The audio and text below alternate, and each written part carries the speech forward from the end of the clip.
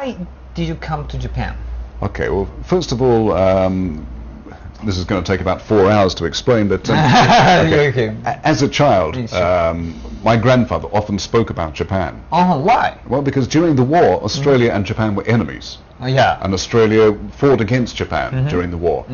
My grandfather was, of course, one of the soldiers fighting Japan. Really? But once the war ended, unlike many other foreigners, English, American, and Australian former soldiers, my grandfather forgave the Japanese. Oh, really? He found that, okay, during wartime we were enemies, but the war's over now. Yeah. So there's no reason not to be friends.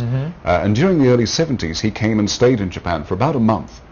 Just as a tour, as a holiday. And I think that influence of hearing about this interesting country, this beautiful country called Japan, and then later writing reports at school about Japan, finally sort of led me to think, well, gee, you know, to make life interesting, it'd be good to live somewhere else for a change.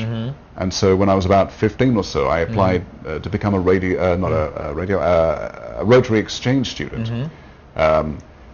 And when? That was 1984. So I came here in 1985 first of all, when I was 16 years old.